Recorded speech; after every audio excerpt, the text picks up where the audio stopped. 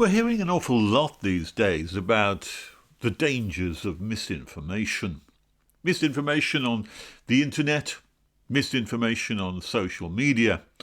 Apparently it's something which needs to be stopped and which the government needs to legislate against. And not just our government, not just the UK where I am, but the UK government is being mirrored in Australia and in Canada and maybe in the United States as well, though they do have the First Amendment, which allows the freedom of speech much more than anywhere else. Nevertheless, there is this warning about misinformation. And it seems to me that the effect of this kind of legislation, this restriction of misinformation or the hunting out of it on the internet, the effect is that we'll only really have then one true source of information, that all the other false sources on social media which spring up, they'll be able to eradicate them and keep them down so that only the government talk and the government message and the main narrative is the one that we'll be able to hear. Of course, it seems also that that might be a good thing. Apparently, misinformation is responsible for the deaths of many people during COVID because there may have been misinformation about vaccinations and misinformation about treatments, misinformation about lockdown, misinformation about all kinds of things which could be dangerous for society. And so it doesn't seem at all unreasonable that we want to ensure that there is no such thing as easily found misinformation on the internet. The difficulty that I have with that, and I think with anyone, is who's to say what's misinformation and what isn't? It's kind of assumed that the powers that be, the government gurus, the Anthony Faucis, the government ministers, the WHO, these are the people with the real information, and they're the ones that should only be listened to. In fact, a lot of work has been done in the past to stop people from vocalizing any disagreement with these institutions. It's as if these institutions have an automatic right to know and to define what misinformation is and what true information is. As if we've already assumed the fact that governments never lie, or governments never get things wrong, or the WHO never makes a mistake. And if that was the case, then maybe there is a good argument to say that we should clamp down on other forms of information just in case they contradict the true narrative of the WHO or whoever. I have a great difficulty with that, as you can imagine, and I think you should too.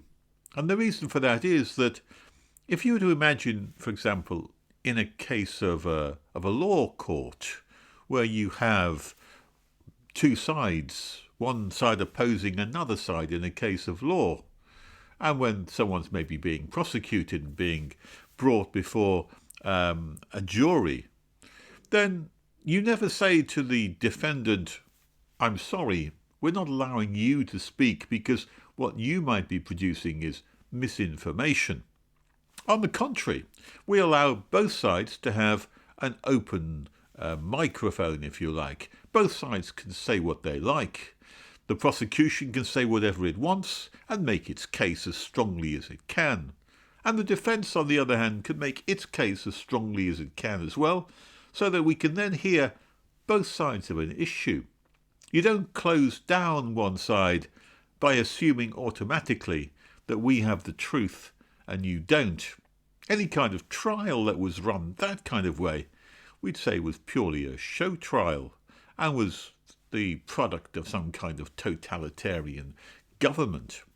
But here we have an equivalent whereby only the government presents itself as the only true source of information, or these other organisations, the only place where you can get the real truth. And they assume automatically that they are right and everyone else is wrong. And yet we've seen many times in the past that governments have made mistakes.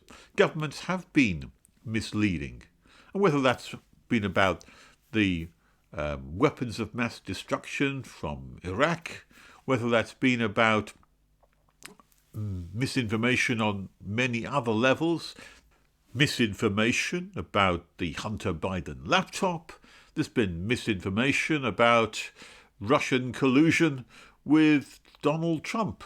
Many of the things which have been put forward by governments are not easily trusted these days, because very often we're being told things which may be thought to be good for us, but which are not necessarily true.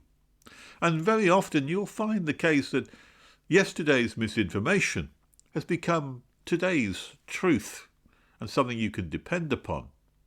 So I have great reservations about any legislation and any idea that we can legislate against misinformation on the internet. To do so is to presume that one side is guilty, to assume that misinformation is being spread is to make a presumption of guilt without the evidence being heard either way. And that, it seems to me, is a recipe for disaster. Because once you start to label one source as inherently truthful and all other sources as wrong, the truth is now being censored and controlled. And it becomes not so much the problem of misinformation, it becomes the problem of propaganda. It becomes the problem of a Goebbels-like approach to all the news that we have.